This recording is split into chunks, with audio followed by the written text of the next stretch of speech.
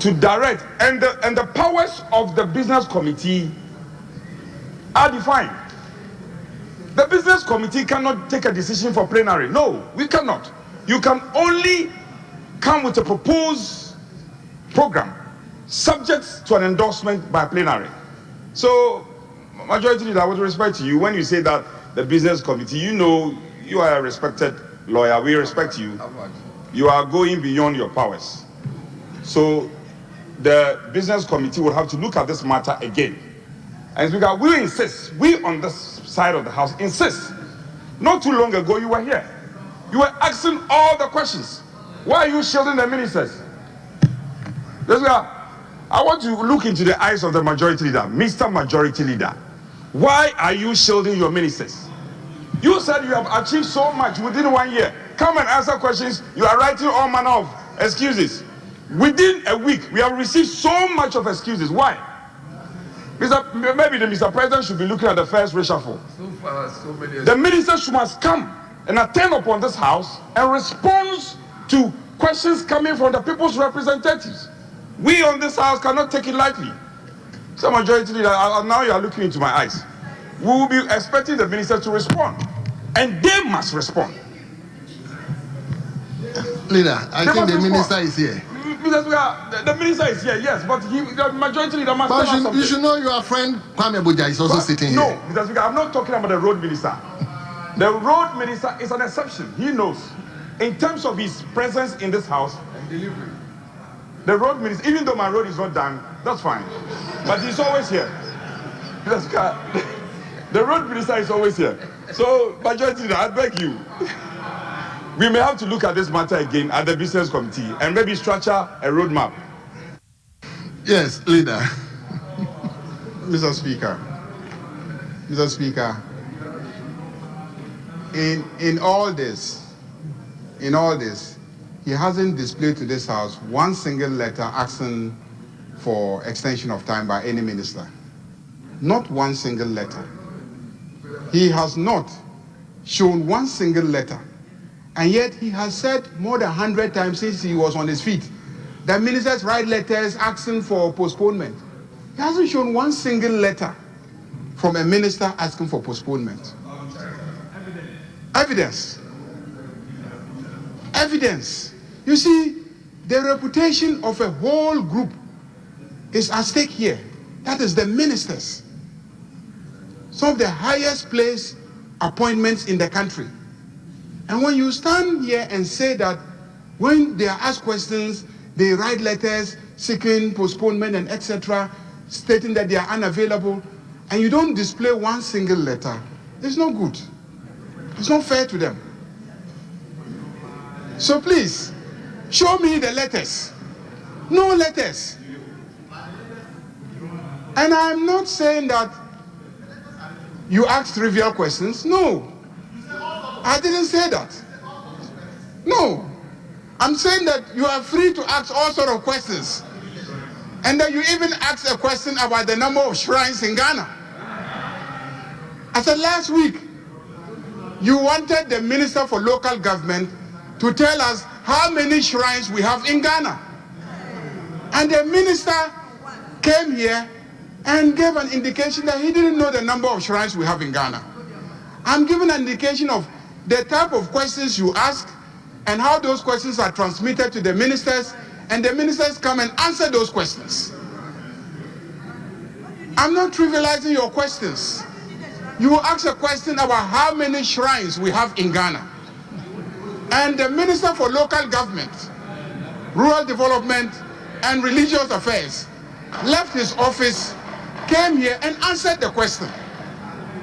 So please, ministers do show up and answer questions. Where they are unavailable, they indicate that because they also have responsibilities. And I just gave you an example. The Minister for Roads and Highways is sitting here. He is scheduled to answer questions tomorrow. Then he has to go and do sword cutting in the Savannah region. And so he's just asking me if I can reschedule his questions to Thursday. And I just agreed with him. He says, I said he should write. And he's written. But when there's good cause, the rules are clear. Let me just read the rules again. Rule 77, 1, 2, 3. A minister, a member, or the head of an independent constitutional body shall, by order of the House, attend a sitting of the House to answer a question. Question time shall ordinarily not exceed 1 hour, except that the Speaker may permit a question after the expiration of the time stated. Rule 3 is, sub-rule 3 is where I really want to focus on. A minister, a member, or the head of an independent constitutional body shall not take more than 3 weeks, upon receipt of a question from the House to respond to the question. So ministers have 3 weeks upon receipt of the question. And if you recall, at the last business committee meeting, you were not there. By the last business committee meeting, I raised the issue of whether or not the table office deal directly with the ministers or with their staff. I raised that issue at the meeting. You recall? And they confirmed that they have a scheduled officer at the ministry that they deal with. And I said, how sure are you that when you deal with the scheduled officer, the minister has actual notice of the question and the time scheduled for the minister to come and answer the question? And they admitted that there was no guarantee that when you deal with the scheduled officer, the minister does have notice. At that meeting, I said, let us make it a practice as a committee, business committee, that we will always call the ministers and let them know that we have scheduled them on certain days so that they are aware. And there and then, we started calling the ministers. And the ministers did confirm that they didn't know about the pendency of those questions or the schedule of those questions. And for some of them, the dates that we scheduled were not convenient. So we directly engaged them and rescheduled it to dates that was convenient, including the minister who is here today. Access, she's here. We called her, and she said she wasn't available the date that we scheduled her. We asked when she'll be available. She gave today. That's how come all her questions have been scheduled, and she is here. So the issue has always been the way that we do business. Because the rule says the minister should be the one that should have notice of the question, and he's the one that must come, and he has 3 weeks to come. But when we run our practices in a way that the person that should have notice doesn't have notice, you can't blame that person for coming. That is the issue that the speaker just addressed, where even leave of absence, the communication does not get to the person who is supposed to grant the leave.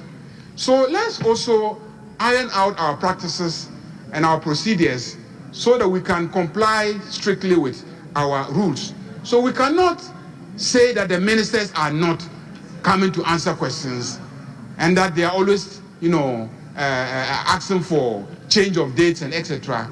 Because the rule is that we engage them, we agree with them when they can come, but then they have 3 weeks within which they must come. Those are the issues. Mr. Speaker, the minister is here. I think that the rule is clear. We shouldn't exceed 1 hour of question time, except with your discretion or leave. So let's have the minister answer the questions. These issues, you and I should take them up at business committee meetings and resolve them. It's the province of business committee. Thank you very much. Mr. Speaker, not to belabor the point, just to establish one fact, and I see colleagues, my respected Honorable Jinapo wants to speak. You see, the point must be made that we on this side appreciate the fact that we can disagree to agree. And we should get practical. Leader, there are times you engage us and say that, I recall not too long ago, we had to reduce the number of follow-ups as a result of our engagement at the business committee. It was because of the exigencies of the business that we had at that time. Our problem is that it is against our practice for the table office to be told that you must seek the availability of the minister before you schedule the question. That's wrong. Parliament must schedule the question and the ministers must respond. For instance, where the road minister, you were citing an example of the road minister. There are times we even reschedule at conclave without necessarily receiving a formal correspondent from the minister. So, majority leader, get the point that we are with you. We want businesses to be done. We want to get clinical, but Parliament cannot be at the discretion of the executive. No, that cannot be. It cannot. No. It cannot be. It cannot. We must schedule. And our scheduling is not based on the availability of the ministers. When we schedule and leader, listen to me. When we schedule and the ministers are not available, it's their duty to write to Parliament. Otherwise, our oversight will be undermined. So I'm saying that to say that we should seek the availability of the minister before we schedule, that is wrong and it's against our practice. And the business committee cannot make that determination for plenary. That is where I want to revert the mind of the majority leader so that we can make progress. Where the ministers for the minister is engaged and he cannot come, sometimes they don't even write. They call us the leaders. And we have often acceded to it. So, leader, don't get it wrong. We are not saying that even where the minister cannot come, we are insisting that the minister should be here. No. Where there are genuine reasons, we are reasonable to know that we have to accede to those reasonable grounds being given. But when it becomes like Parliament must call the minister must accede before this scheduling is done, that for me is against the practice. And we'll be undermining our oversight as an arm of government. That's my simple view. Yeah.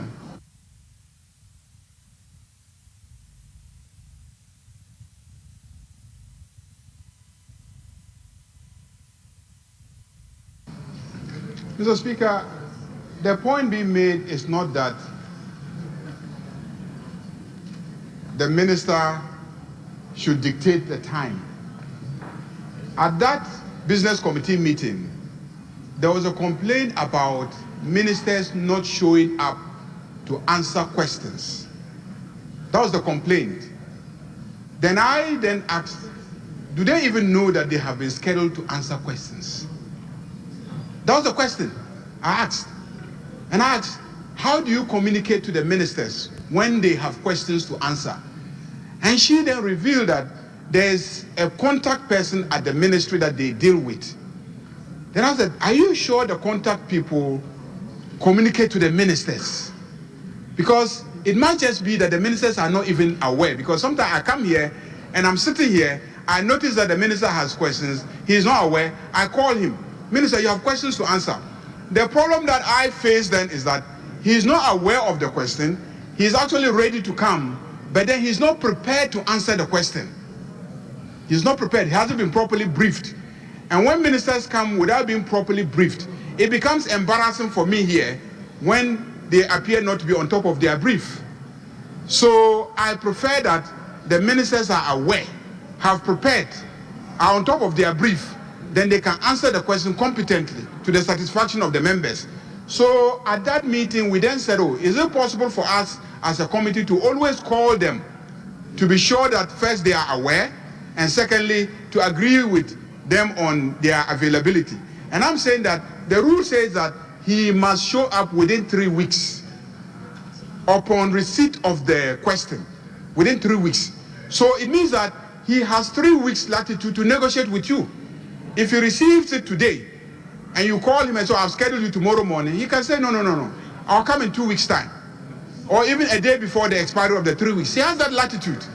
So when he gives that indication, he is not saying that the legislature is being subjugated to the whims and caprices of the executive. You gave him 3 weeks. Your rules say 3 weeks. So it gives him, ample room to fix the time when he will come and answer the questions within the 3 weeks.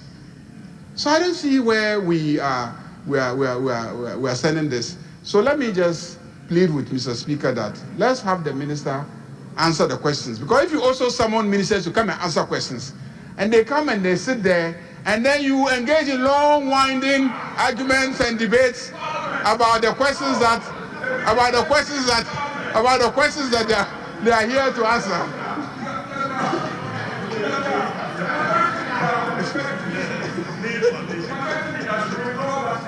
Well. Leader. It's very important. When he says that ministers come here and we elect to engage in long discussion, that is most unfortunate to come from the majority leader. This is the Parliament of Ghana, and we determine our business. The ministers, we are not part of the executive. This is an arm of government. Now I'm talking to ministers. But incidentally, he's also a member of Parliament.